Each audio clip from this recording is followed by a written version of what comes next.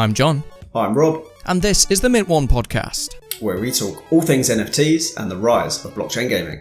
So Rob, we are now 30 episodes in to Mint One. That's not a question. That's a statement. It's not a question, but I like it. So I think we should leave all this in so people see the unprofessional simpletons behind this podcast. I don't know where we're going to splice the intro into this, but no, but it'll work. And in answer to your statement, yes, it is the 30th episode, and we've decided to do a very casual episode where we introduce video, which is, if you're on YouTube, what you're looking at, hopefully looking at. If you're not on YouTube, I guess it doesn't matter.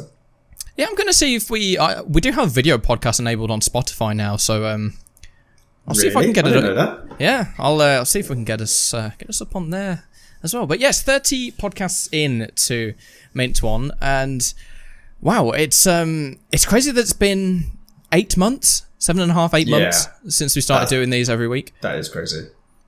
And 30. How many of those episodes do you remember? Like, if you had to rattle off every episode we've done, do you reckon you could rattle off? I don't reckon I could rattle off 10. My memory is that poor. No, I could give you like particular things we've talked about and some moments, but I couldn't tell you what we've talked about every single episode.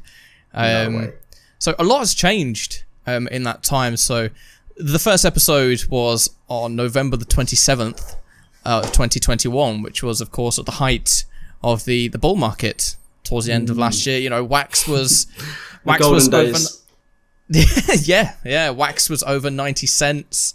You know, we're all, you know, riding the train to Wax's parity with the US dollar, and then well, here we are today, and Wax is... Where's that train now? Well, it must have derailed and tumbled down a hill. Yeah, we are at 10% of the value.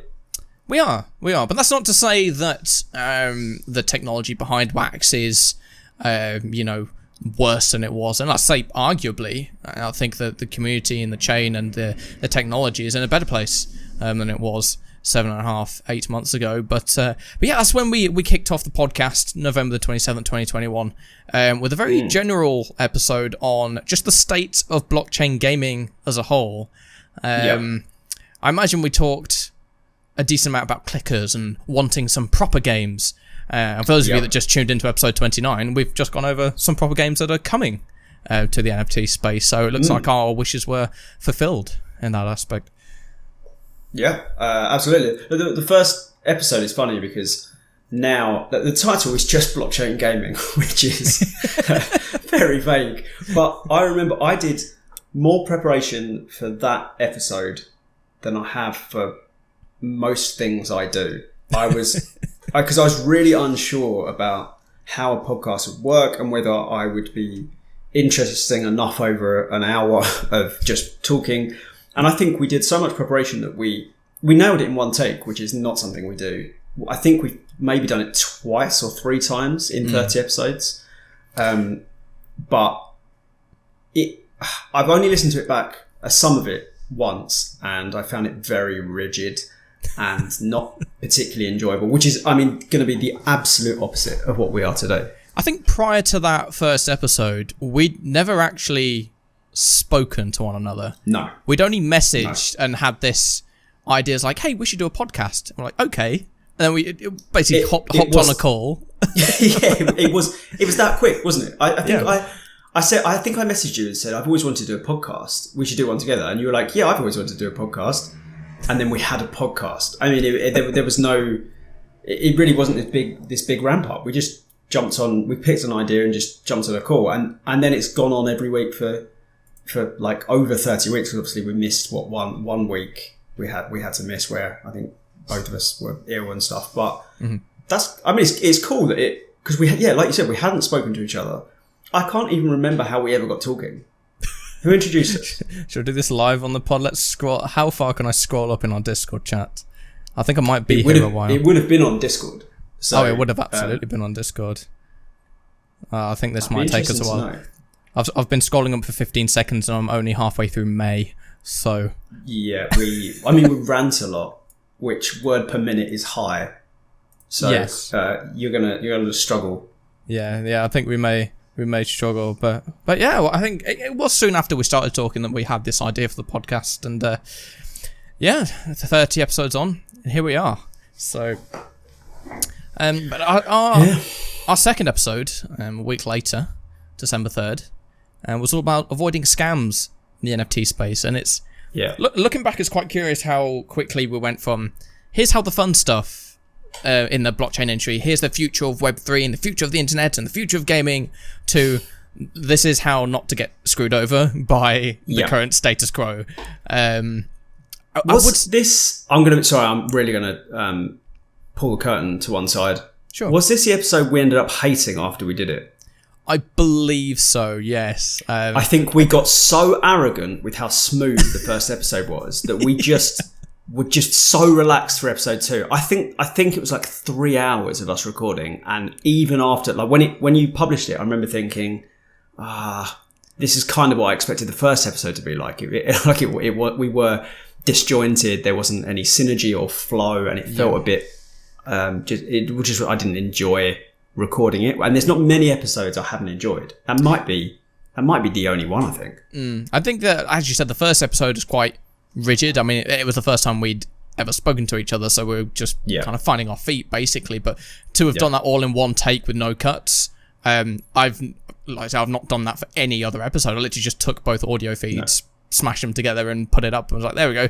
And yeah, episode 2 was... we couldn't quite reach the heights of how smooth that first episode was, but I think peaked at episode 1.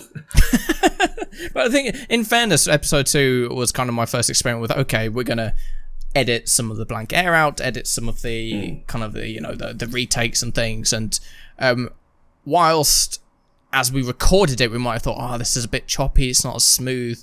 I think once we'd edited it down in post, it had improved quite a bit.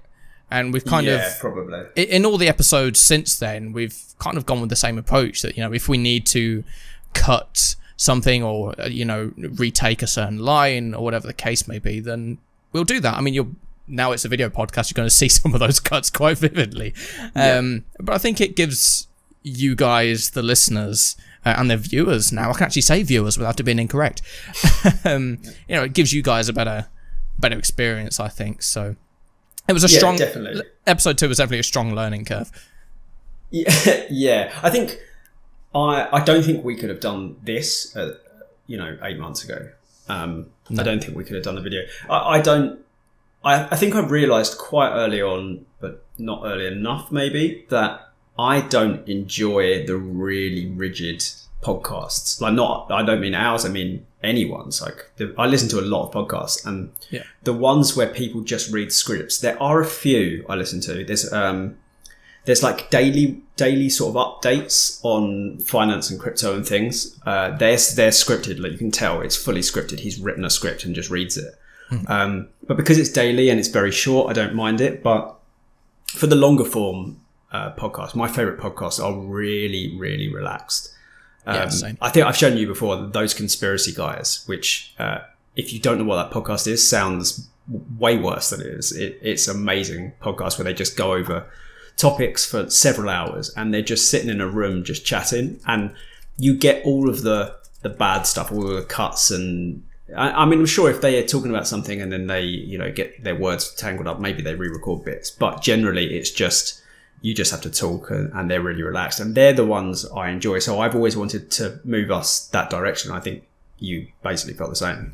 I think we work better in that structure. I think when we're just riffing and just having a bit of fun, it sounds more natural. It sounds like we're enjoying ourselves more, and I think it probably sounds better to the listener as well. But I mean, I've been a fan of podcasts for many years. There's some very casual ones that I like. It's not quite a podcast; it's more a live show. But Allcraft, which usually talks about the latest gaming updates and World of Warcraft related things. I've loved that for years. There is one podcast which is quite rigid, and some of their episodes are ridiculously long, but I still quite enjoy it. It's called the Cortex podcast. I've heard of it. Yeah, it's more about kind of working lives, and they recommend apps and things. And once a year, around November, they do an episode called State of the Apps, which is basically a breakdown of all the apps and bits of software that they use. That episode is regularly about 3 hours long, and I don't know how I don't know how they do it, but they make it engaging the entire way through. I think that's a talent. There's some sort of magic going on there for them to be able to do that. Speaking of podcast length, I think we started with the first episode being about an hour long. I think our longest episodes have been encroaching on about an hour and a half. I think we could have definitely done longer than that a few times. I think, didn't we anticipate we were going to be about half an hour? What was our original time we were aiming at? I think it was definitely less than an hour, because we were like, oh, we've gone over an hour. Yeah, I think it was about 45 minutes, I'd say. And as I said, before we started recording, we were along the lines of, we don't know how we're going to fill an hour. Like, how are we going to fill this up? And now we've done 30 plus hours easy. I don't think we've ever done one under an hour, have we? No, never. I think the longest one was about an hour 27 minutes. It's an hour and 26. Oh, hour 31. An hour 31, wow. Oh, even longer. The problem of... What is this? The problem of blockchain... I'm John. Oh, hello. You started talking. The problem for blockchain games is that no one is talking about. What was the problem? I don't remember. Let's see if I can go up the list. Episode 17. I remember that. I remember the episode. I definitely remember the episode. I remember the episode, but I'm got to admit, I can't remember what the problem was. There's many problems in blockchain gaming, let's be honest. Yeah. Some that are quite obvious and some that are less so. I remember liking that episode.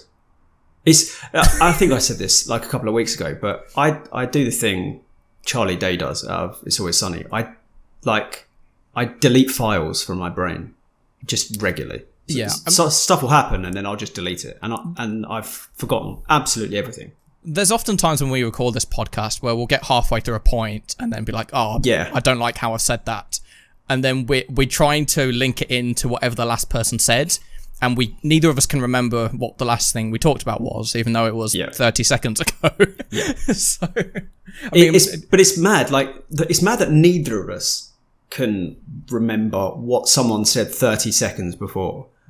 Yeah. But I guess it's because we want some natural flow. So the person who's not talking is trying to see how they're going to link their point to the point before. And the person talking is trying to hold so many things in their mind that stuff just falls out. I mean, sometimes because we're prone to the soliloquy. We love a little bit of dialogue. And sometimes we speak for like a couple of minutes without the other person jumping in. And there are times where I'm juggling about 5 different keywords that I'm just saying over and over again in my head, so I don't forget them. I'm not good at stuff like that. And I'd be terrible on live TV. One of us will end with some sort of little quip, and it will completely throw us off. And then all of those points we've been thinking about in our head just disappear into the ether. But yeah, going back to, we'll move from episode 2 to episode 3, December the 9th, Debunking Crypto Myths, which... That's a fun topic. I guess it was a fun topic, and I think it's quite relevant with what's gone on this week. For those of you that haven't heard, there was a gaming conference in Brazil this week called Big. I believe it's called Big. And one of the developers there was set to give a talk on the future of gaming, and instead turned it into a kind of a talk on why NFTs and blockchain is no good for the industry, using a lot of the kind of myths that we talked about in that episode back then, like the environmental impact and how it's harmful for the end consumer and things. So I think that was today's rant on Discord. Yeah, and I think that episode from December the 9th, it'll be interesting to kind of perhaps revisit that in future and see how many of those myths that we talked about have changed in the court of public opinion when it comes to the NFT space. But yeah, I think that's one that over time, hopefully, opinions will change. But we'll see. The next episode we did, December 17th. What is the metaverse? I'm fairly sure neither of us could answer that today.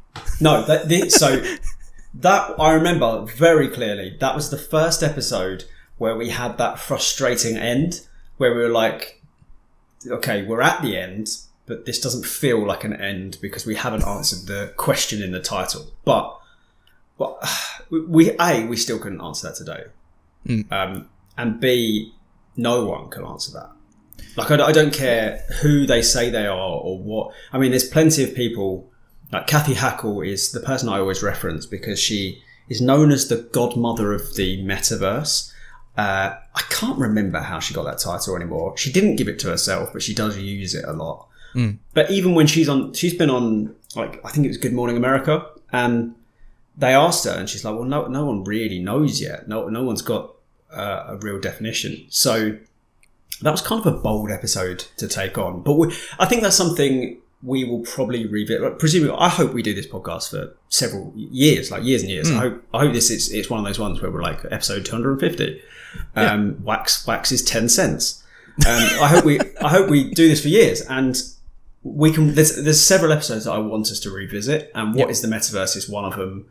And then you know what I'm looking forward to. Where was it? December 31st, the 2021 Wax wrap up, where we started making predictions. Do you remember? And I remember the predictions, and I remember thinking, I need to make sure I taper my expectations, particularly because everything was so good then. And I've already been through 2 cycles of it going from good to total shit. You have to bleep that on video and audio. And audio, yeah.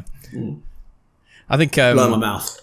Yeah, I can remember some of the predictions we made, particularly around what the price of wax will be, and I think it'll be... unless something drastically changes in the next few months, those are going to be some very interesting predictions to visit again. I think, I don't know for sure, but I think I joked, and I was joking, that it would be 20 cents because 20 cents is what it had been stuck at for so long. And now I'd be like, oh, please be 20 cents. That'd be lovely. Yeah, it'd be a doubling of where it is now. It's crazy to think about things in those terms. But yeah, that What is a Metaverse episode, people still can't give a straight answer. Funnily enough, I've been working on a piece for NFT Insider, and I've got a quote from... I asked Brian Trunzo, who's the Metaverse lead for Polygon Studios, I asked him straight up, he's the Metaverse lead, so I asked him, what does Metaverse mean to you? And his answer was, and I quote, generally speaking, the Metaverse is the natural evolution of today's internet, a much more decentralized but simultaneously unified virtual ecosystem that comprises countless different platforms.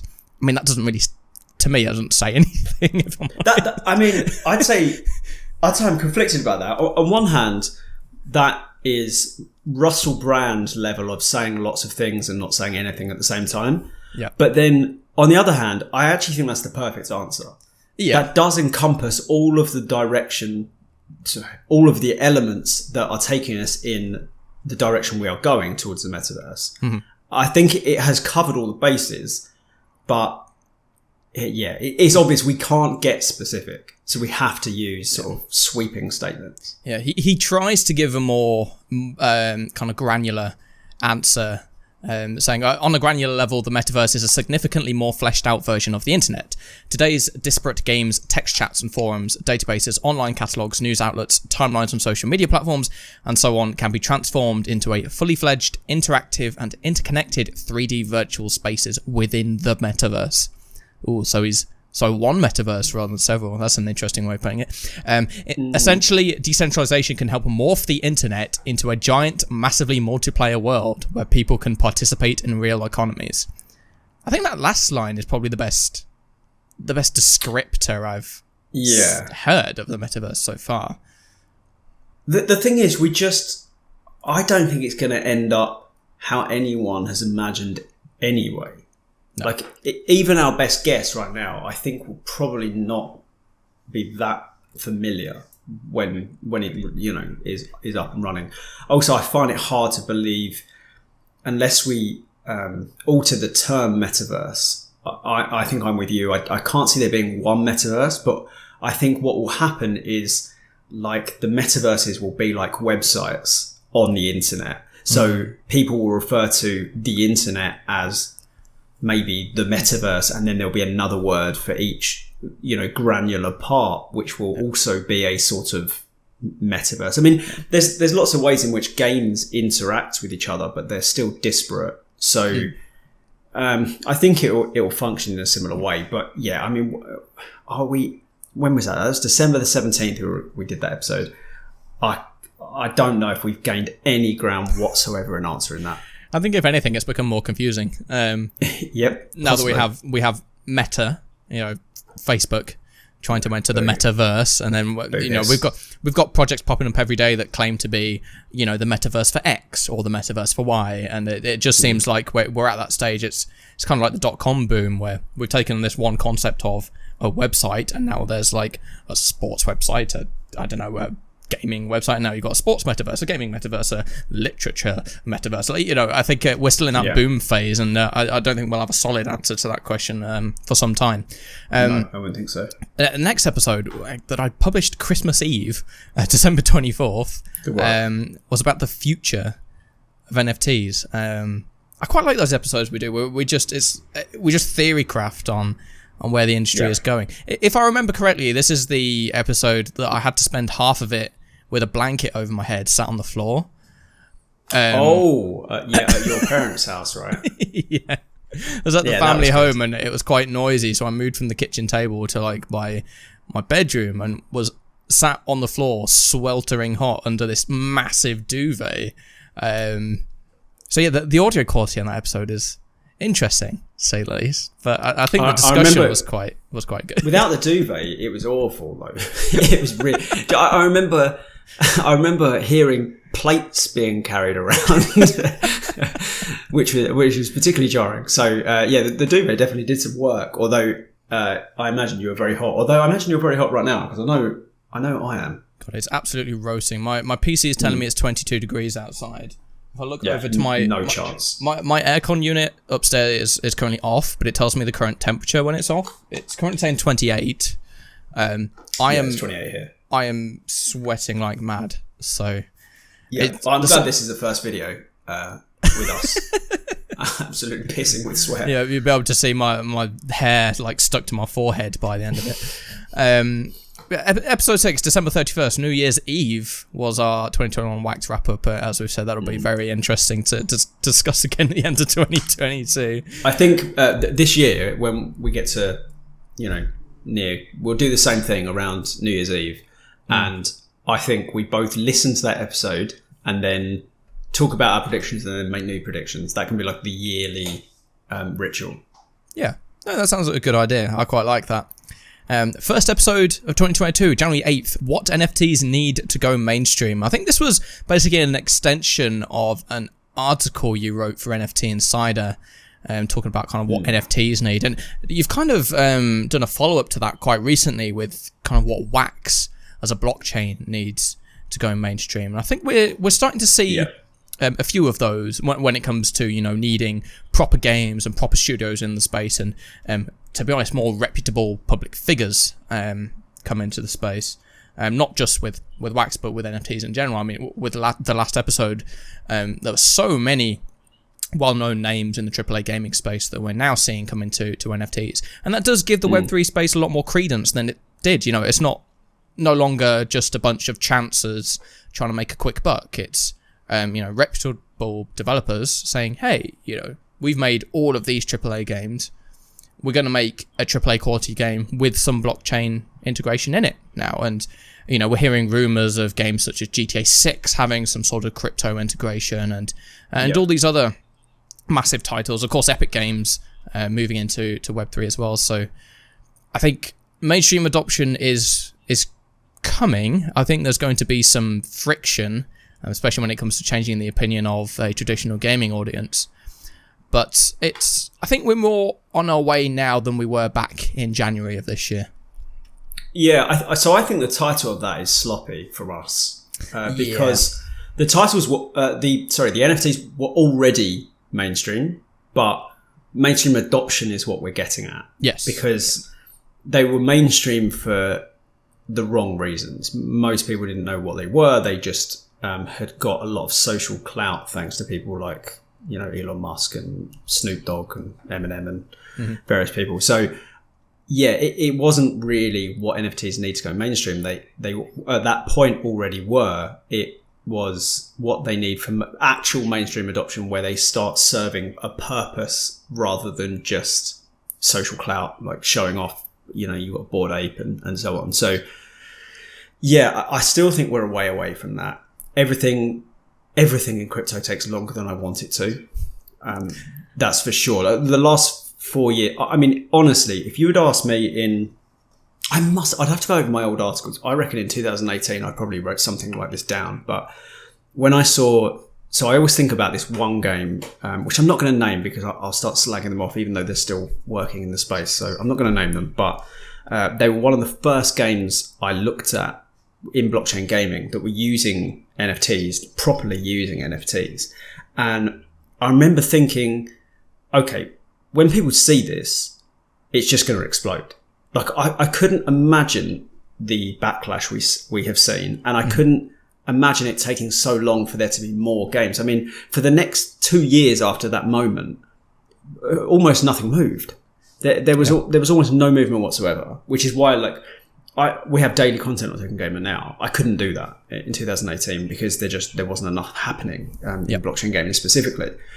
And I think it's going to be the exact same for every prediction we make. I now try and just add more time on. Like I think on the episode we had Dave on, I disagreed with him over timeframes because everything has just taken longer. And I think for NFTs to go mainstream, I still think we're probably years and years away, which is depressing. But I mean, it's a slow moving behemoth right now. Yeah, I think once we see some of the games that the AAA developers are working on start to enter, the alphas, the betas, and enter release. And I think a prominent kind of thing we need is the first blockchain games on console. I think once that happens, we're going to be in more of a position where we can say, hey, we have some mainstream adoption now. But quite when that'll happen is yet to be seen, I suppose. Moving on to episode 8, January 14th, your questions on NFTs answered, which I like doing these question episodes because for you guys as listeners, it gives you guys more of a way to interact with us and to kind of have some input on the podcast. And some of the questions were interesting. I remember one being about property, another one was about... Yeah. What was it about? The property... Sorry, the property one is the one I always think of because it makes me laugh. I can't remember who it was, and I hope they're still a listener.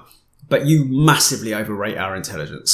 They asked about whether crypto was going to play a role in the gentrification. I mean, no idea. No, I wouldn't know where to start. It's such a great question for somebody who understands socioeconomics, geography, politics. There's so many things you need to understand that I am not an expert on. I think we even just said that. Sorry, but it sounds like try. It sounds like something that would be a research study or some sort of deep analysis piece rather. I don't think we're adequately high-end qualified. Academia. Yeah, absolutely. I don't think we're quite qualified to it. But who knows? Maybe in future we'll be able to say in one respect or another, whether how NFTs have entered property or how NFTs have changed, the gentrification of urban areas. I know it's not quite the property front, but we're seeing projects like Satoshi Island come to the fore, which are very interesting. I think there's a few projects doing that. I think I saw another one the other day. There's a few people trying to build these little communities, which is weird. I believe there's already been the first property sold as an NFT as well. I think it was in some European country. I can't remember the exact details, but we've already had the first example of that. It'll be interesting to see how that develops in the future.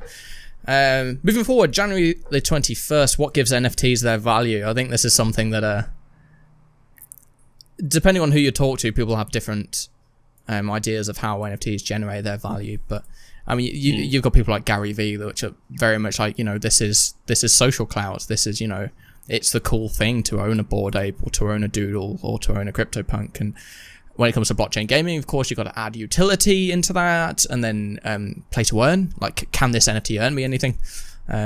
Interesting topic for sure.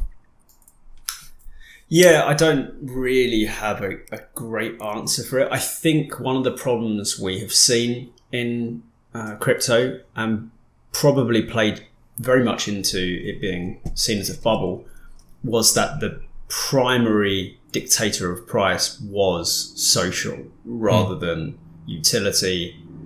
But then, I mean, how many times have we discussed this with things like watches? I mean, there's certainly a lot to be said about something being a sort of what's the word I'm looking for? We're not cutting this either. I can't think of the word though. When you use something for like a status symbol, that's the phrase I'm looking for. So when NFTs stop becoming a status symbol, that's when the bubble was burst for good.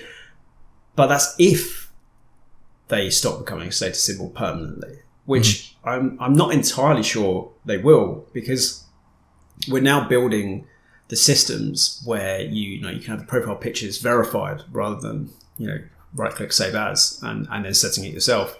Yeah. We're now having ways of verifying what you own. So it might go the other way. It might now find a sort of stability in social clout, and that I think would be good long term.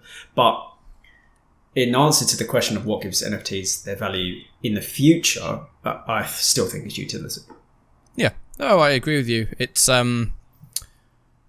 interesting how the kind of perception of where value is generated from has changed in that time. I think when we recorded that episode, a lot of the play-to-earn games were, although they still are to an extent, clickers. And we are now starting to see more of the what us as gamers would call games enter the space. And of course, there's still a market for profile pictures, etc. Arguably, it's still kind of a booming trend there. But yeah, the kind of you'd get, as I said, you'll get a different answer depending on who you talk to, and it's something that'll be again, I think something that'll be interesting to kind of revisit in future and see if kind of how the public views NFTs and where they generate value from has changed in future. Yeah. Definitely. Next episode, January 29th, was how to navigate a crypto dip. I just looked up. Might listen to that again. Yeah, I just looked up what the price of wax was at that episode. It was it was 32 cents. And it's that was down by a big whack. It was a third of the price we'd got used to in December. Yeah, I mean it had gone. Let me see if I can get exact numbers here. It had gone down. Yeah, it was kind of down by 2/3 in 2 months. Yeah. And yeah, a lot of people are like, oh my god, how am I gonna navigate this? What's the best way to shore up the value of my holdings? And yeah, we've briefly, I think it was in April, we briefly went up to about 37, 38 cents, but now we are today we are sat at, let me have a look, 9 cents. So yeah, perhaps we need to do another one of those episodes.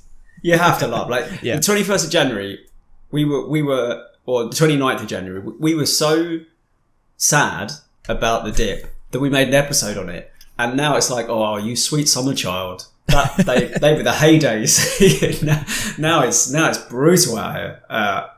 Yeah, if only you could tell the future. But I might have to listen to that to see how I should be navigating this, because I imagine it's going to go on for a while now, unfortunately. Yeah, we'll see. There's, I mean, as both of us have said in past episodes, we know there are big things coming for Web3 as an industry, and it's got a long way to go. So we'll see how the price reflects that throughout the rest of 2022 and beyond. Next episode, February the 5th. Why do we believe in NFTs?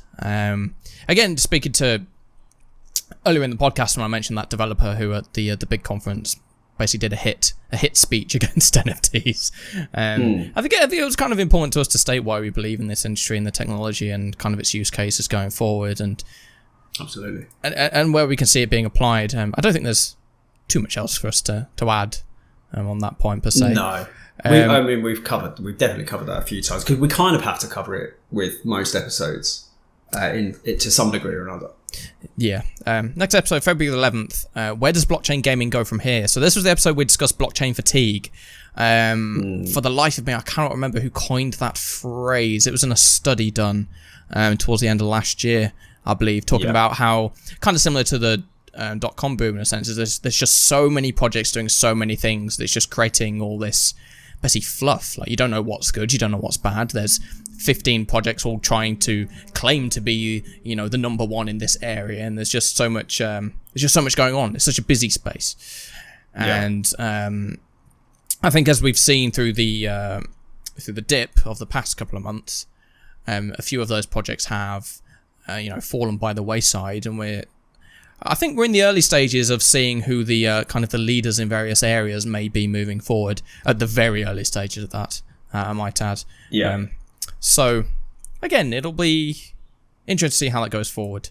Episode 13, February 18th, and our first interview where we spoke to Michael Rubinelli, head of Wax Studios. This was prior to there being pretty much any information about blockchain brawlers being out there, and we got some fairly juicy bits of info from Michael on that episode, both on blockchain brawlers itself and on what Wax Studios were, and I believe still are, working on moving forward. Yeah, so firstly, you may have seen a cut there, and just to address that, I'm having some technical issues with my camera. It disconnected, but we're back, and I don't feel like we can hide the cuts as well when there's video. So I thought I'd address that. Yeah, so there's so many thoughts have just jumped into my head with that Michael Rubinelli interview. One, I can't believe that was in the first half of our episodes, episode 13. It feels so long ago, and we've got so many interviews cooking. And it just still feels to me like Michael Rubinelli's interview was recent, when it isn't really. So, if you enjoyed interviews, we've got lots more coming up. The episode itself, I'm going to be a bit blunt, but I'm now realizing that he was having to go on a podcast to talk about a game he couldn't really talk about, which is difficult. But then he was actually hiding two things, not one. So he was hiding the details to Blockchain Brawler's first iteration. But he was also, I think he was hiding the fact that the first game that we're going to be able to play is going to be rubbish as a game. And he knew that, and he knows that it wasn't meant to be a fun game. It's developing the economy for the actual game. So, but he was also hiding that. He was hiding like four things. He was hiding that there's a proper game coming, but it's down the line, and they probably, I don't even know if they had all the pieces in place there, because I don't believe they had the Magic the Gathering news out. I don't know. I don't reckon he knew that at that point. So they were hiding the fact that there's going to be a proper game, that the first game released isn't going to be a game, and people like us might react quite poorly to that. And then he was also having to try and entice people into the game that he knew isn't a game. I mean, there's so many things there that must have made that a very difficult interview to be in. Yeah, for sure. Who knows whether they knew Richard Garfield was going to come on board by the time of that podcast. I'm not too sure on that front, but yeah, I think in reflection, I mean, as I said, Michael Rubin said at the time they were working on several games. I can't remember if that was the podcast or the interview that I did for NFT Insider, but either way, and of course now we've seen two of those. We've seen Blockchain Brawlers, which is, let's have an update on where we are at with the amount of Brawl token left to go. So we've got just over 260 million Brawl tokens left to go. So about 75% of them. It's going down quickly, is it not? It is going down quite quickly. I know there's a few kind of Brawl whales out there at the moment holding several hundred. Yeah, holding several hundreds of thousands of Brawl token. I think let's have a look how much I've got at the moment. Just under 73,000. So. Oh, you're a bit of a whale. I mean, compared to some other accounts I've seen. You're a baby whale. I think within the next few months we'll see that Brawl token. The amount of Brawl tokens able to mint go down to 0, and then we'll enter the next phase of the game, as Michael and the rest of the Plus have alluded to, where Brawl and Gold will be given an entirely different use under Richard Garfield's PvP mode for the game. But But yeah, of course, we've seen Blockchain Brawlers, and now we've seen Music Mogul, which has just had its first pack drop. I believe its second pack drop is next week, and then we'll have gameplay in due course. Of course, I believe the team are working on various other games in the pipelines, but who knows when those will come out, or what they'll be called, or even what the gameplay is. We don't know up to this point, but we'll see. Episode 14, February 25th. Are NFTs really decentralized? I feel like we could have a hard episode. I feel like we could have a heated debate on that today. I know that. Yeah. I mean, obviously, I'm a member of the Atomic Hub team, and we kind of. I think we're fully aware that, we're building a marketplace and we have this whitelisting system that, I mean, fair enough, we're trying to make changes to it at the moment, so we're less of a kind of a regulatory body in the space, but we're still a centralized company. The Wax organization Wax Studios is centralized, and there's this big debate over centralization in the space and how important it is, and if it's something we should kind of enshrine moving forwards. I don't know if I've said this on the pod before, but I think if it's an entirely decentralized space and it doesn't quite work, I think you need centralized entities to drive the space forward. I don't know. That's a very controversial, controversial point of view. I'm sure there's going to be some people that have some opinions on that. If you have any thoughts on decentralization, just let us know in our Discord. I'm sure it's something we'll be discussing again at some point in future. But we have seen, the rise of DAOs and other types of kind of new types of organization popping up that I think may go some way to solving that. But we'll see. We'll see.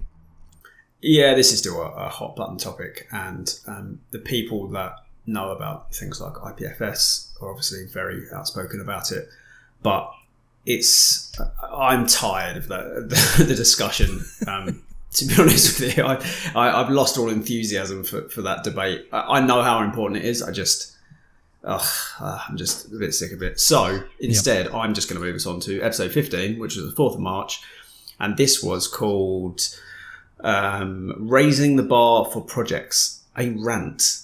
I think it's funny that we. What was this?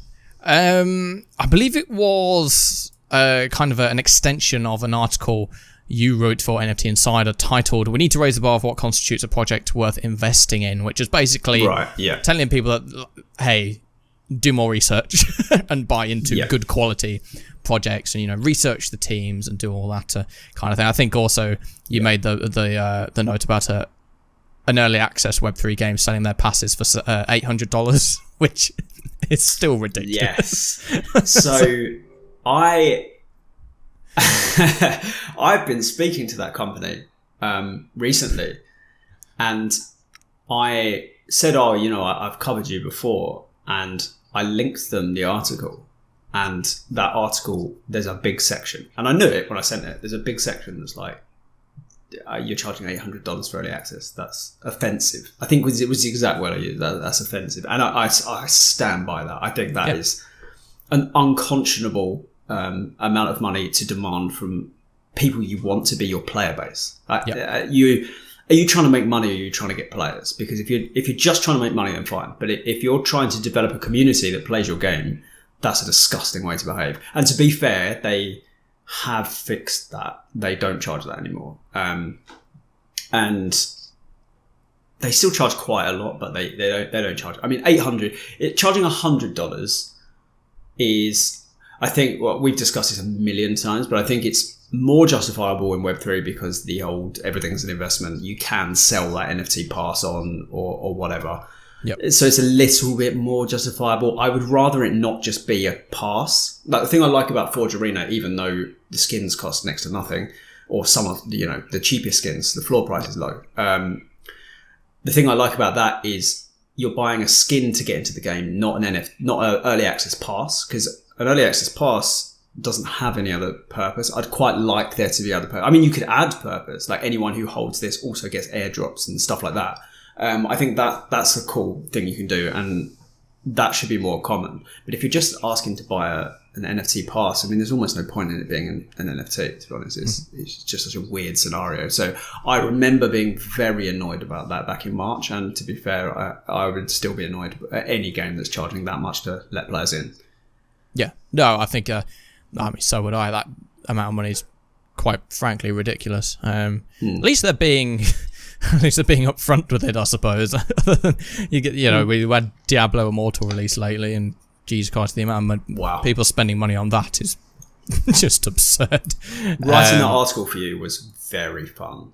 Oh, I bet it was. I really, really enjoyed that. Like everything I watched and everything I read, where I learned something new, I was like, no, surely not. That cannot be true. And then you look out. The funniest one was that number that was doing the rounds.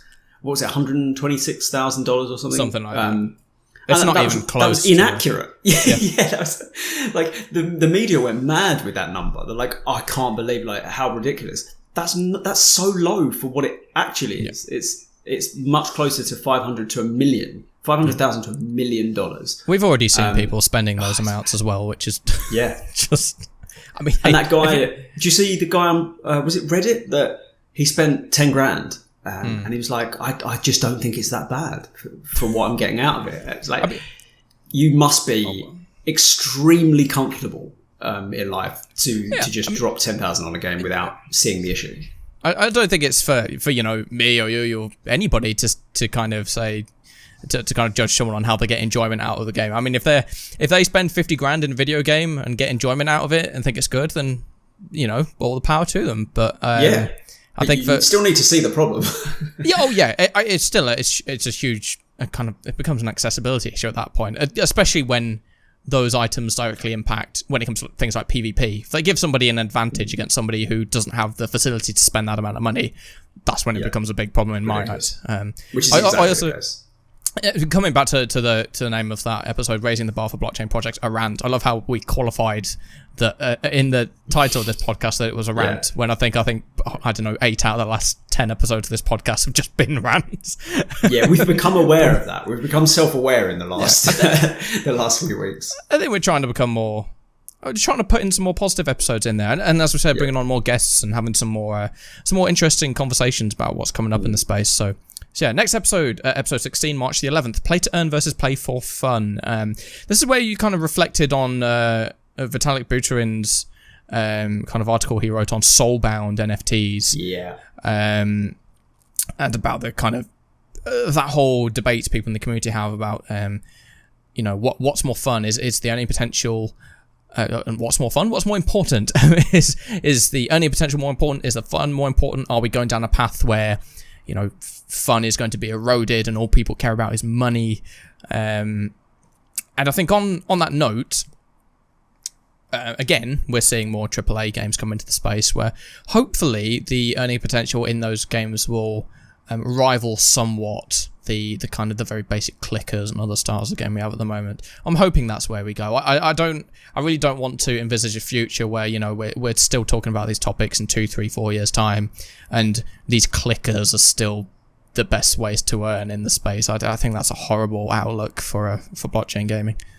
It's a weird one, isn't it? Because the clickers, to stay relevant, need to be the best way to earn, because if they're not, no one plays them, or very, very few people play them. So it's in their interest to make sure that their economy is doing well and you can earn well. But then earning potential is decided by supply and demand, and if the players aren't there, then I'm not sure how you artificially increase earning without, ruining your economy in some way. So I'm just kind of hoping that the games, in inverted commas, I'm on camera, in inverted commas, that they will become so attractive that they get the players, and then the economies boom, and we see clickers as, I don't know. I'm still happy for them to be around. I don't wish they would go away, but I just don't want them to be what people think of when they say blockchain gaming.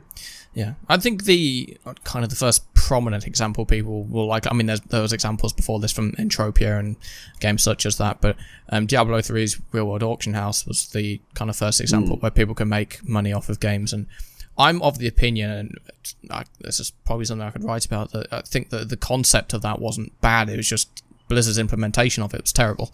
I mean, allowing anybody to just go buy a legendary 5 minutes after, jumping into the game was a stupid decision in hindsight. It's very Blizzard to do. But yeah, it's very true. I think there is a way to do it that is fair, but I don't think anyone's cracked the formula yet. I think when somebody does and manages to do things in a fair way, I think we could be off to the races. But let's see. Episode 17, March 18th, the problem for blockchain games no one is talking about. I think we said earlier in the podcast that neither of us can actually remember what that problem was. No, it's because we need to make the titles enticing enough that people will click them, but vague enough that it's, there's some mystery to it, that you want to listen to find out what we're talking about. Unfortunately, we can't remember what we were talking about. So. I mean, it's got to be somewhat clickbaity, but when it comes to recapping what we've talked about, it's not brilliant. I will say that there is in the show notes for that episode, there is a link to an image, and it's Josh's porridge, which doesn't help me deduce what I mean, that's a problem in blockchain gaming in and of itself, but Josh, the porridge, I think that's something that's fueling the future of blockchain gaming. I mean, it's built some SDKs. So I mean, that's it's certainly done. But I mean, for anyone who doesn't know what we're talking about, which is completely fair, we don't have the time to explain. It's Josh at Stratton Studios, and maybe one day we're just gonna I think what I'd love to do is have him on. You remember that night at Digicon where there was a few of us just hanging around and he was there? We need to replicate that. I think I learned more about how kind of Irish food and drink distribution works in that. I learned more about that in an hour than I thought I'd ever learn in my entire life. So, and how Josh acts as a sort of black swan for things like cauliflower distribution in Ireland. You cannot. He's a sort of consumer you cannot predict. So there's no way you can factor him into supply lines because he just ruins them. Sorry, we've got way off topic, but I think that was it's either Digicon 7 or Digicon 8. For those of you listening to this, Digicon 10 is this weekend. So July the 15th to the 17th, of course, main event on the Saturday. There's the Atomica pool. There's going to be 15 booths in there, both established projects and some upcoming ones coming to WAX. So it'll be if you're looking forward to some games that are coming to the chain but have not really done much publication yet or really put themselves out there, then definitely attend. But not just WAX or Atomica, a whole bunch of chains.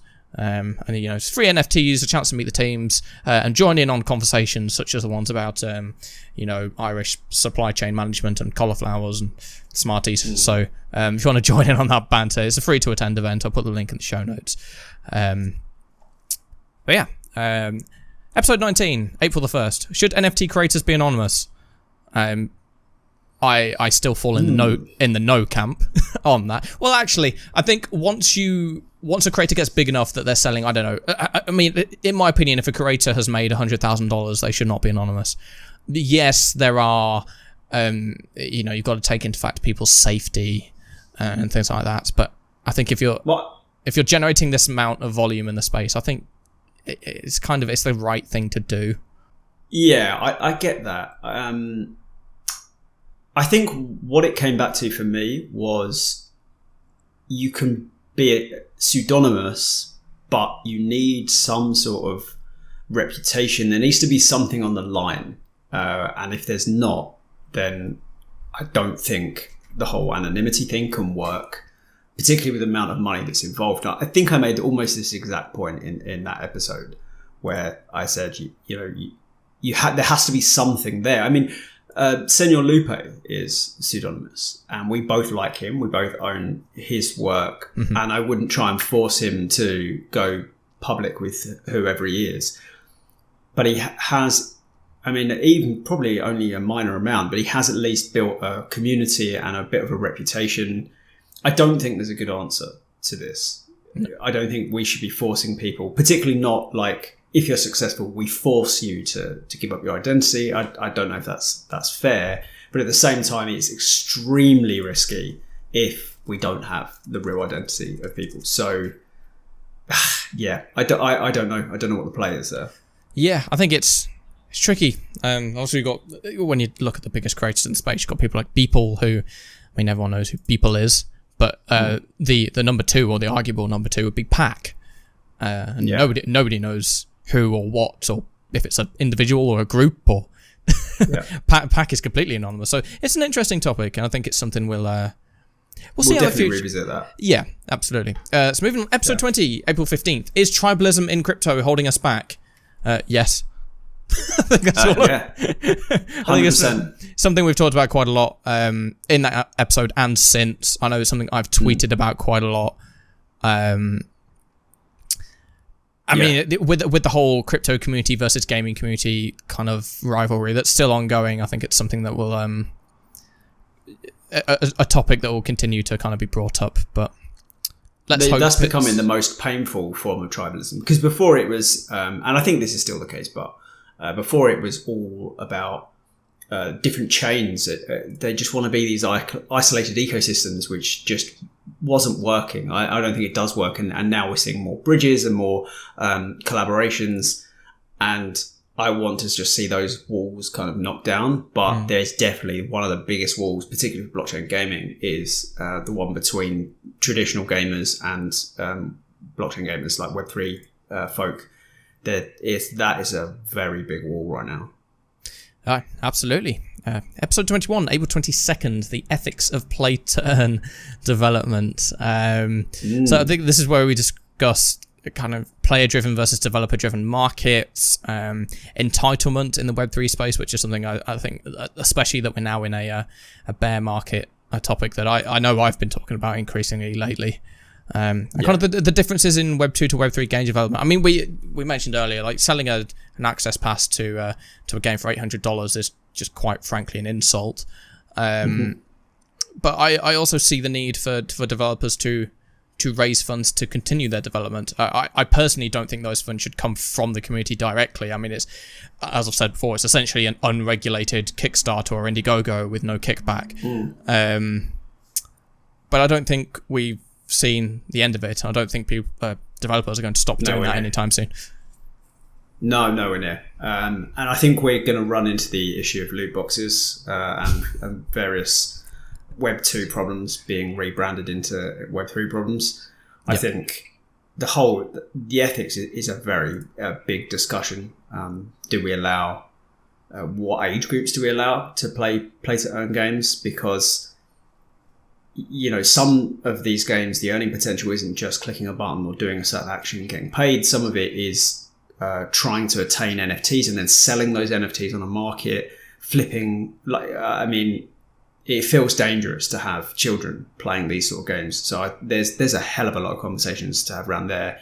I think that's something we'll definitely revisit. I remember liking that episode. I remember it being particularly interesting.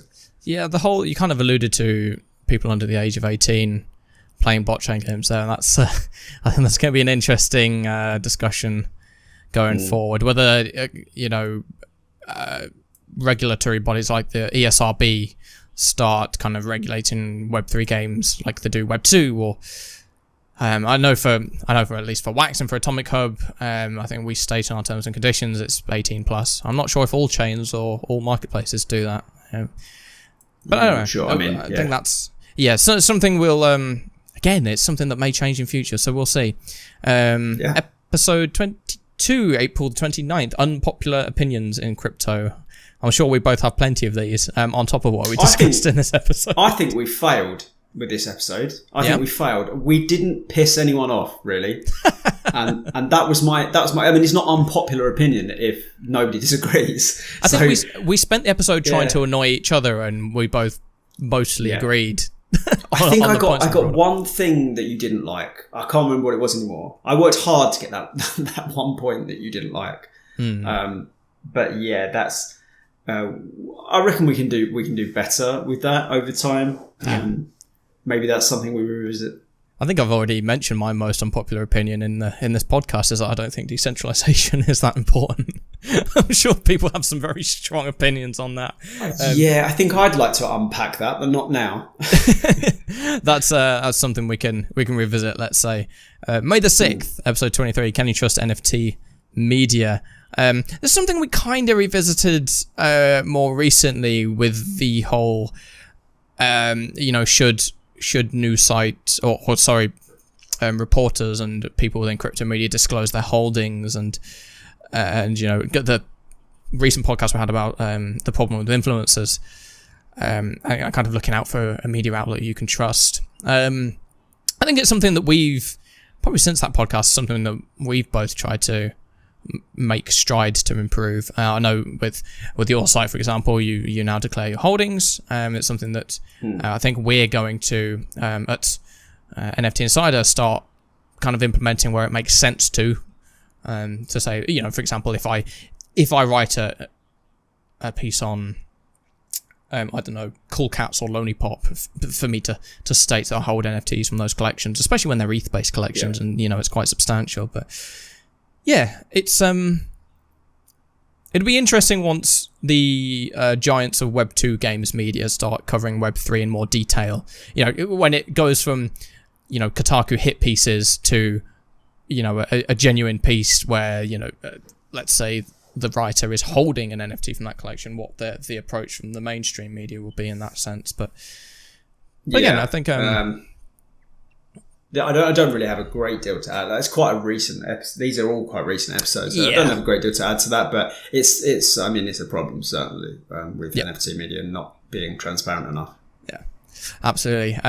Episode 24, and one of the ones, I think one of the first ones where it was kind of directly related to current events, let's say, and that was all around what the crypto crash meant for NFTs and blockchain gaming, specifically relating to the Terra Luna crash. And the whole Do Kwon controversy is still going. Still a hot topic. Certain bodies accusing him of removing something like $4 billion from the ecosystem. But I think it's a crazy mess. Yeah, I think we'll keep tabs on how that develops. Kind of similar to a previous episode, we discussed our plans for tackling the dip and what creators and collectors should keep in mind. We could easily talk about that today, and it be relevant, I think, with the current price of wax. Unfortunately, I think unfortunately. So let's I know I looked at the price of wax earlier. Let's look at the price of crypto in general and see. I think it's in the bit after what happened yesterday. So there was another event that. I can't remember. They're all merging together now. They are a bit. I mean, Ethereum is just over $1,000. Bitcoin is still under 20k. Yeah, in the past 7 days, most cryptocurrencies are down. Polygon's rising quite quickly up the ranks, but they're doing some great things in the space currently. So yeah, we'll keep an eye. We'll keep an eye on those for sure. Oh, it was. I found it. It was the tweet from old CZ. At Binance, yes. The Uniswap v3 allegedly having 4,295 Ethereum stolen, which is gonna sting. Yeah, I don't think we can go a month. We can go by a month in the crypto space without there being some sort of hack or exploit or accusation that someone's stolen an amount of money. It's been disastrous. Yeah, it's been an interesting year on that front, to say the least. May 27th, why do gamers hate crypto? They still do. And that's not going to change anytime soon, I fear.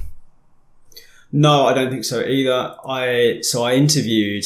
This interview will be up by the time this podcast is released, I think. I interviewed a person called Mark Aubrey, who is the ex-head of Activision Blizzard for Asia and Pacific. So he run loads and loads of stuff like Call of Duty and World of Warcraft, and he's left that job to join Web3, a company called Cathion Gaming. And so I interviewed him about why he's moved to Web3, because that feels like a significant player in traditional gaming to have moved across.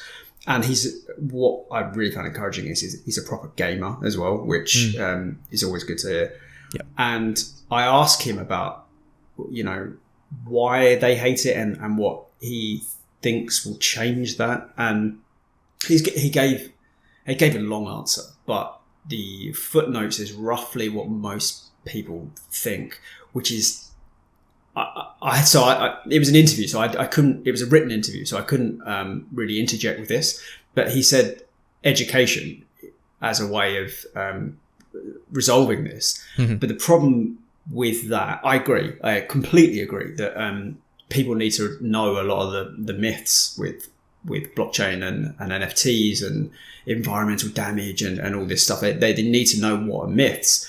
But the problem is, saying education is incredibly patronizing. Yeah. And you're just going to entrench people more. And this isn't a criticism of Mark. He's right. It is education. But you can't say to someone, you hold that opinion because you don't know enough. Nobody reacts well to that. Mm-hmm. That's a really hard one. And I think it's going to be a while. Like you said, I think we're in for a long haul of the sort of rehabilitation of not even rehabilitation. It needs to be just scrapped and relearned, because it's so many of the opinions that are mass held are inaccurate. There's no other way of putting it. Yeah, no, I have an article coming out this week, which is kind of a part 2 to my coverage of the Napoleon 1 disaster. Which kind of alludes a little bit on the education front, how a lot of kind of mainstream media sites and influencers kind of picked up on Napoleon 1, but rather than kind of seeking to discover more or to analyze, it was a lot of, first impressions, clickbait content. And whilst I get that, clicks, this content generates clicks, it's not, from like an education point of view, not the best for Web3. To kind of, I made the comparison in this article that a lot of people were saying, look at Napoleon 1, this means that all of Web3 is crap. That's like saying, look at digital homicide, all video games must be crap. Like the comparison doesn't make sense. But I go into that in further depth in a piece coming out this week. So you can look out for that. Definitely look out for that interview on Token Gaming with that person from Blizzard. I think that'll be I'm looking forward to reading that for sure. He's really interesting person. Yeah. Awesome. June the 3rd, and we definitely are coming into the more recent ones here. Episode 26: Are art-based NFTs dying?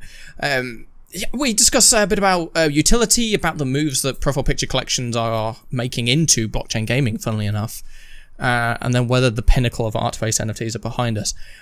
I don't recall exactly what my my opinion was in this episode, but I feel it may have changed slightly. I think in recent weeks I've been kind of buying more into PFP collections on ETH and other chains, and kind of integrating myself into those communities and finding what the community sentiment is.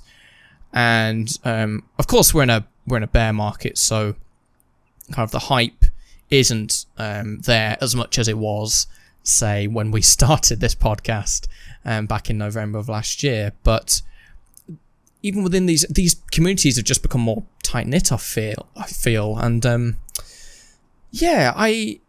I do think there's still a way forward for art-based NFTs, but the art itself, as I said in the podcast, the art itself can't stand on its own. There has to be a reason for a community to stick around, whether that's what those NFTs mean or what they provide the holder, or do they give future access, or what other utilities they have, etc.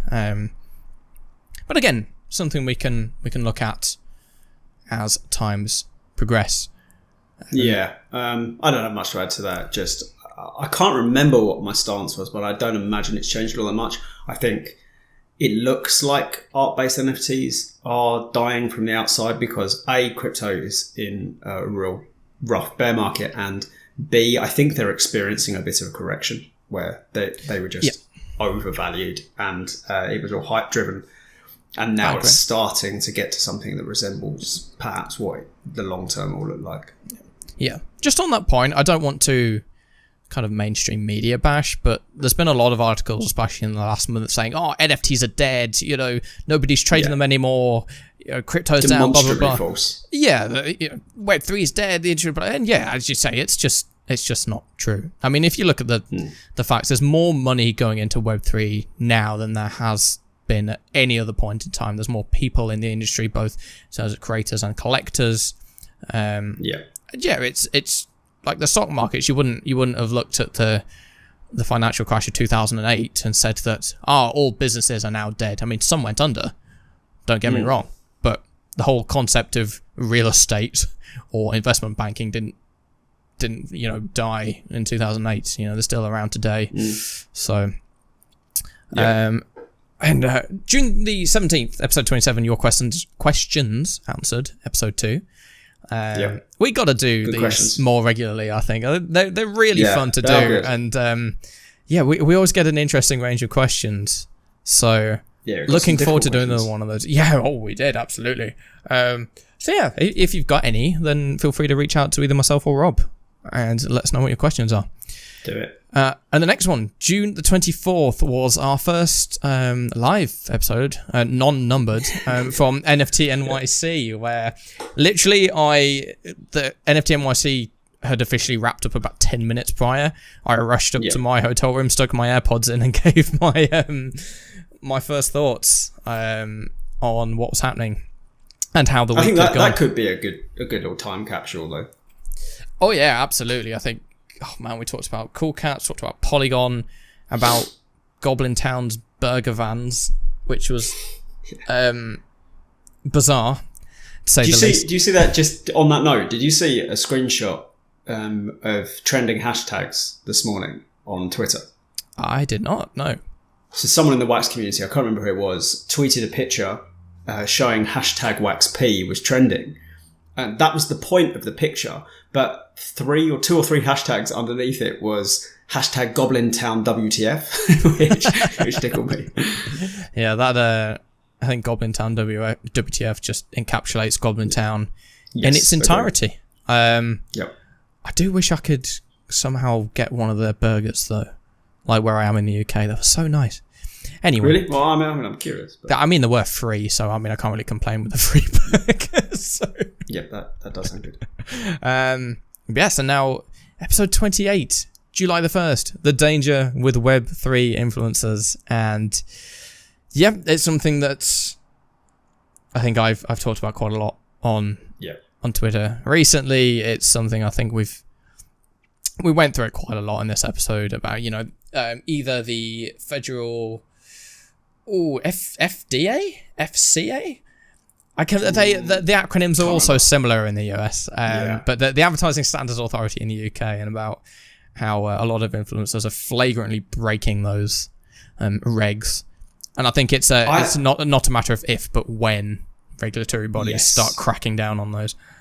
Certainly. So I actually, again, this is a recent episode, so there's not much to add to it, but I just this week had a bit of an experience with this, I guess, where I've got a series on YouTube that we've recently started called What Is, where we do an overview of a project, show gameplay footage, and break down all the relative and important components of that game. And the first one we did was EV.io, and the second one I wanted to do, which should come out this week, is Forge Arena. And I wanted to show the crate openings, and then I wanted to show the trade up feature where you can basically burn a load of NFTs for a rarer one. And I knew I could say to Minak, who's the CEO of Jenny Studios, can you send me a load of boxes? Because I want to open them and then I want to use, I think it's 10, you need 10 NFTs. And before I sent the message, I thought, but that kind of makes it sponsored because he's sending me free stuff to do the video. So I bought them myself just to get round that issue. But it shows how easy it is to slip into that problem. Mm-hmm. I didn't even at first I didn't consider it. I was like, I reckon Minak will probably send me some boxes so I can open them. And I thought, well, hang on, because what if I got a legendary? out of it. That's, you know, some of those legendaries are selling for hundreds, if not thousands of dollars. That's really dodgy territory. So I bought the boxes myself and didn't get any legendaries. So really the worst case scenario. No, it's a difficult conversation, and made even more difficult in that there's no consensus at this point in time of what the best way forward is from that kind of, you know, those kind of questions, like, would it be okay to do that? If I did that, should I give away the NFTs afterwards, or is that still not correct? But anyway, that's a great episode to listen to if you kind of want to know what to look out for whether you're listening to influencers, looking at media sites, whatever the case may be. And then to our most recent episode prior to this one, July the 8th, 15 next-gen Web3 games to watch. I believe this is probably our first positive episode in a while. Well, I think NFT NYC was positive, but we'd kind of been on a roll of just kind of negativity, and we wanted to change it up a bit and talk about all the things we're excited about in the space, and, you know, kind of the things we started this podcast to talk about, quite frankly. And 15 games there that are either available to play right now or are coming soon, and man, I'm looking forward to playing all of them. Yeah, this was one of my favourite episodes for sure. I really enjoyed just discussing the games I'm hyped for, and I don't think I've even said this to you yet, but one of the most gratifying things is I know multiple games on that list listened. Oh, really? Wow. Yeah. So that's really cool. Just, you know, that people in the space have heard that episode. I really enjoyed that episode. I want to do more like that, but I want to walk the line, you know. I think we do need to do the critical ones of the space and get into meatier, slightly darker topics from time to time. But that was a very fun episode, and I remember coming away from the podcast like pretty pumped for the space, which is feeling upbeat rather than, as I said, with a negative episode. It's been like, oh my god. You know, what's going Depressing. On? But I think it's, as you said, I think it's good for us to be kind of that critical voice that discusses things in the space in kind of an analytical way, but also people that shout out about all the best things in the space and kind of talk about things that people may not know about. And got to do both. I think we have to do both, and we'll continue to do both. But on that point, if there's anything that you guys in particular want us to talk about, please reach out to us and let us know. And that leads us up to today. I believe this podcast will go out July the 15th, episode 30. And it's crazy that in this podcast we've been able to cover 7.5-8 months worth of content up to this point. And there's still so much for us to talk about and discuss in the space. Yeah, and in terms of the direction of the podcast, I certainly want to do more guest podcasts. I want to bring in more interesting people and spread our wings a little bit with who we have on. We have, I don't think there's anyone we should say yet, but we got a lot of people in the pipeline, which I think will be really good. I don't know if we'll do them video, will we? We haven't even thought about that. Ooh, I guess we'll see. We'll figure that out. Yeah.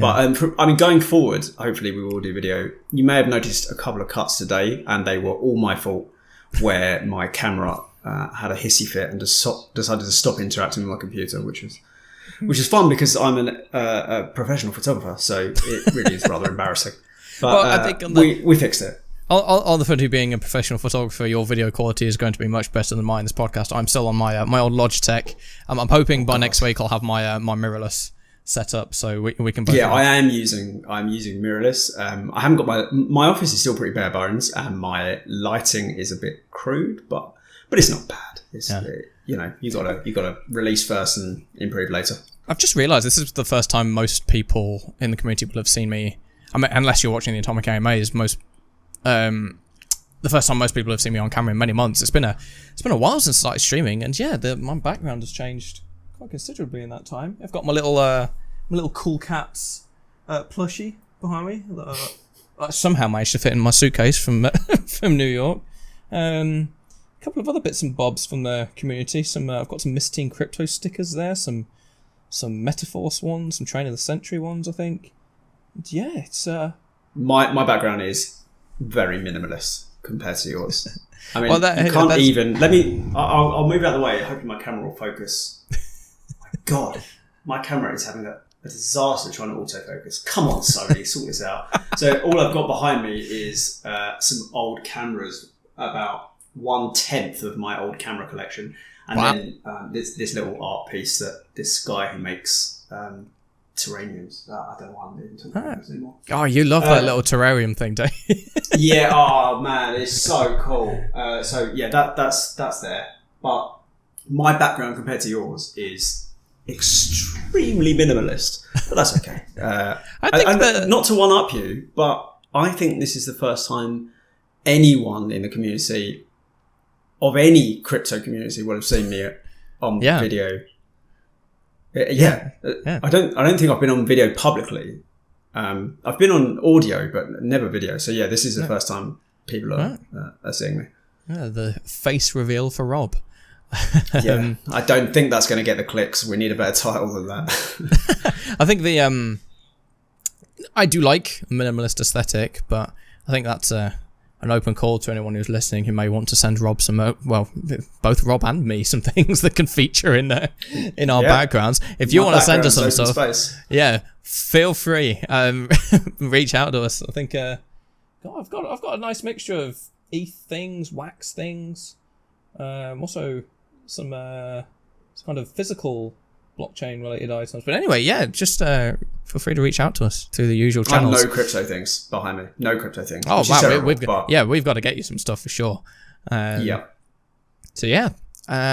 on that note, I think it's time to wrap up episode 30. I think it's a long episode. I mean, we had the technical issues, which took God knows how long. About half an hour. Yeah, I think this is a long one. No, I think it was a good one though. It's good to kind of recap where we are up to this point, kind of look to where we want to go moving forwards, and for you guys to see our wonderful faces on the podcast for the first time. So, speaking of where you can find us to send us some stuff, Rob, where can we find you? Oh, I'm not going to give you my house address, but you can find Token Gamer at tokengamer.io. Where we post daily blockchain gaming news. We also have the Token Gamer app, which is currently Wax-centric, which is on the Apple and Android stores. And now we have the major update, which is push notifications. Yay. So when you sell a NFT, you'll get a little ping on your phone like you do with mobile banking, and it will say you've got this amount of wax from this, and it's great. We're still please give us feedback on it. We've added some filters. The alpha version we showed some of the TG members, and they gave us some great feedback. There's a few dApps that absolutely transaction spam when you do anything, including, unfortunately, if you're using blockchain brawlers and you're using the rarest ring and you've maxed out the number of brawlers in that ring, you're going to want to turn off dApps. You'll want to filter dApps, because I think you get something like 16 notifications one after the other. So very, very annoying. But it's really cool. It's something we've wanted to see in the space for ages. So pretty pumped about that. Then where else can you find us? At Token Gamer News on Twitter. Then we've got Token Gamer Twitch channel, where we stream Tuesdays and Thursdays. We've got some really cool stuff coming up with that, including The Harvest on Solana. Awesome. Which is one of the games we mentioned actually in the 15 projects to watch. We've got some great stuff with that, and it's not even out yet. We're going to be playing on stream, I think, so that's going to be awesome. Then what else do we have? We've got the YouTube channel, which has now actually got content on it, and we're doing weekly episodes like the What Is series, where we do breakdowns of blockchain games, and then we do VOD highlights. My God, what else have we got? Other stuff I can't say. We're doing giveaways at the moment. We're doing a big time early access pass, which awesome. is being given away, and then we're giving away 1,000 wax to anyone who signs up to notifications on our app. That's all you have to do. Sign up to notifications. We're coming off. Sign up to notifications, and you're automatically entered to a draw where you can win one of 3 portions of wax.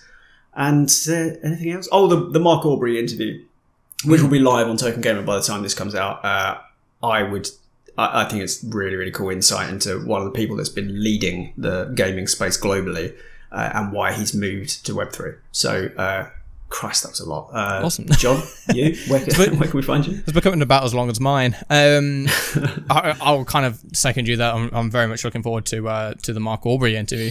That's for sure. And I also will say I've got an article coming out on the update to Token Games app, the push notifications. I know, and I will say that if anybody hasn't used the app up to this point, whether you're on Apple or Android, it's on both. Definitely give it a download. You won't be able to see this, Rob, but I've currently got it up to the camera. It is it's superb. I can open the app and get a very quick snapshot of the USD value of my wax and my NFTs, my current resource allocations. Like I can see, for example, I'm currently got 74% of my RAM is allocated, blah blah blah. The value of all my NFTs, etc. It's really, really cool, and the notifications work very well as well. So can definitely recommend that. For NFT Insiders, nftinsider.io for the latest NFT news. You'll have noticed in the past week or so especially, we've been branching out to cover more than just what's going on in the wax space, but of course covering what's going on in wax as well. We did an announcement that, on Monday, we wrote an article on Waxel World that released on Tuesday, which has been, it's been over a year in the making, and it's a very cool game that's just released on Wax. Nova Pangea released this week. We also did articles last week on the Napoleon 1. We've got a second article coming up this week, which I believe by the time this podcast goes out will now be live.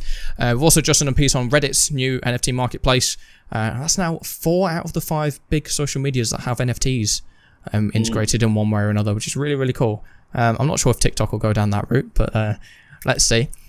For everything on NFT Insider's social medias is NFTinsider_IO on Twitter and Instagram. I've had giveaways going all week.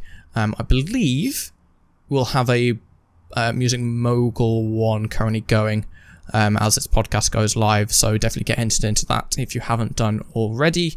And our Instagram are ticking along as normal, kind of sharing what's going on in the space. Our Instagram is a platform that we're going to put a bit more focus in the coming weeks and months, as I think that we can be... there's a lot we could be doing with it, so definitely keep an eye on that and follow us there if you haven't done so already. For me personally, it is at Hydropowered, HYDROPWRD on Twitch, Twitter, Instagram, TikTok, Clubhouse. I said Steam last time, didn't I? Yeah, there's that. There's probably some more. Well, of course, Twitter's the main one for my thoughts and industry commentary. There's been some interesting debates happening on there recently, which I've actually quite enjoyed. I think Twitter's a good platform to have those kind of discussions. We've had a few with members of the community recently talking about ethics in the space and about holding people to the same standards and to kind of little bits of advice for collecting and which projects to invest in. They're really good discussions happening there as well, and kind of thank you to those of you that are listening and those of you that aren't, quite frankly, that have joined in on those discussions, because I think they're really healthy for the space. So yeah, it's cool to see those. But you've got to listen they don't deserve thanks, even if they won't hear it. Well, I have to thank them for taking part if they won't hear it, for sure. So yeah.